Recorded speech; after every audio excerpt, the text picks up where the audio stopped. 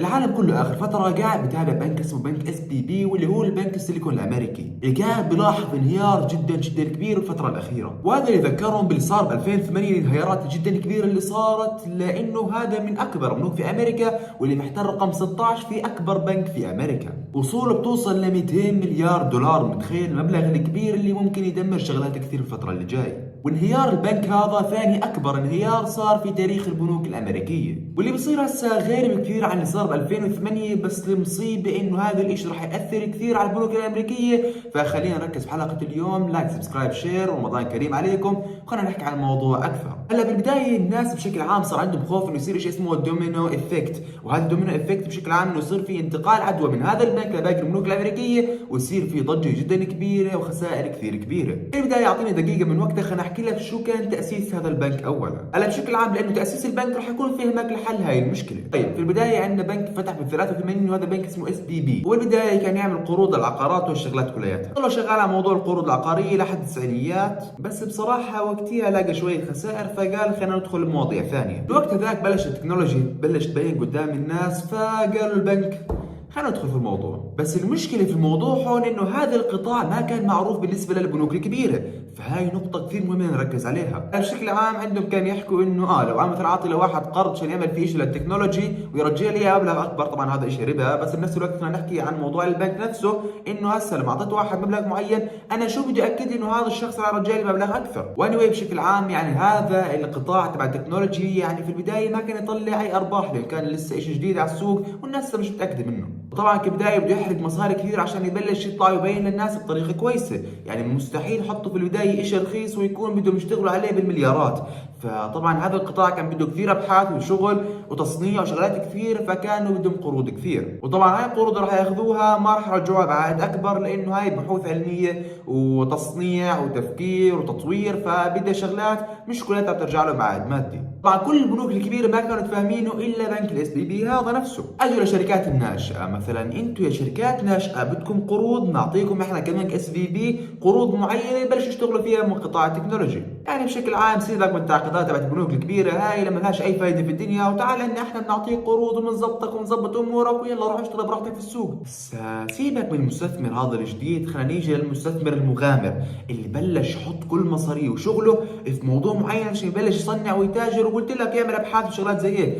فبلش بنك اس بي بي يعطي لهذا المستثمر ولهذا المخاطر المغامر هذا اللي حكينا عنه. هسه البنك يعني وقف بالنص بين الشركات الناشئه والمستثمرين المغامرين. طيب هسه تسالني السؤال، شو راح يستفيد البنك لما ياخذ من هذا ويعطي لهذا؟ يعني معادله غريبه. شو بتحكي قاعد انت؟ هسه هو كان مشرط على المستثمرين هذول الناشئين او الشركات الناشئه بشكل عام انه انتم ما تتعاملوا مع اي بنك ثاني الا البنك اس بي بي.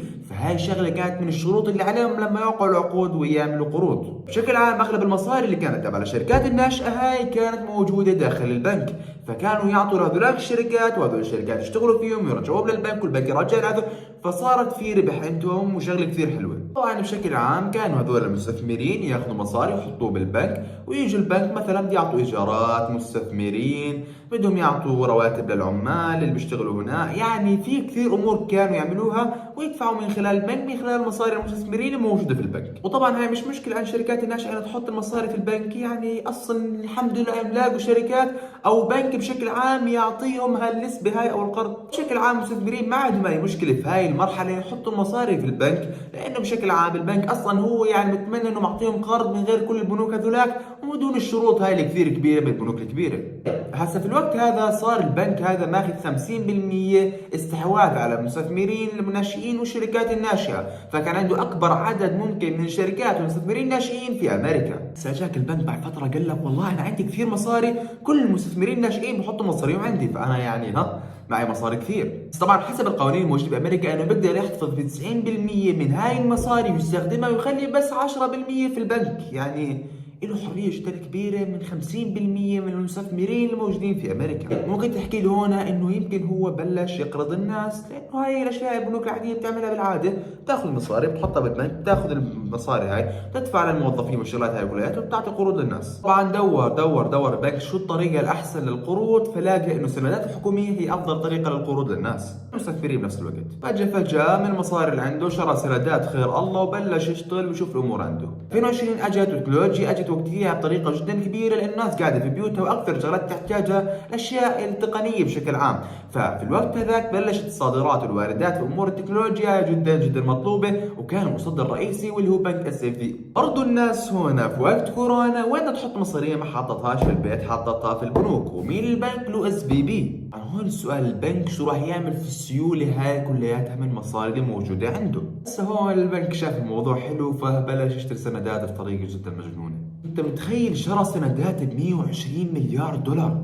يعني رقم جدا كبير صراحه. هسه هذا كله كان 2020 2021، فخلينا اجي لكم ب 2022 و 2023. اجت 2022 وانكبسوا بالحرب الروسيه الاوكرانيه، وخلينا نقول لكم شو صار تضخم ورفع اسعار الفائده. هذا اللي عمل مشكله جدا جدا كبيره للبنك. لو كان تقريبا قبل 2020 يشتري السندات تقريبا فائده صفر، هسه الفائده صار جدا كبيره. بشكل عام اسعار الفائده واصل ل 5%، يعني بشكل عام كان من 1 و0.5 1.5 صار 5%. 5% بالنسبة لواحد وصفر من قبل، يعني تضخم جدا جدا كبير، وفي أخبار بتحكي راح يزيد هذا العدد. بشكل عام يعني مثلا أنا كواحد عادي بدي أروح أحط بالمصاري يا باستثمار يا بفوائد، لا والله بحطش باستثمار، بحط فوائد أحسن لي وباخذ النسبة وخلص. هذا الشيء بدمر شركات التكنولوجيا واللي بشكل عام شركات الاستثمار. بشكل عام بلشت الشركات هاي تاخذ مصاري من البنك، والبنك يعطي الشركات، والبنك يقلل المصاري اللي عنده، والشركات بلشت تصير بطريقة جدا كبيرة ويصير في ركود جدا كبير. هسه بتقول لي طيب ياخذ المصاري بالبنك وخلص الموضوع عادي.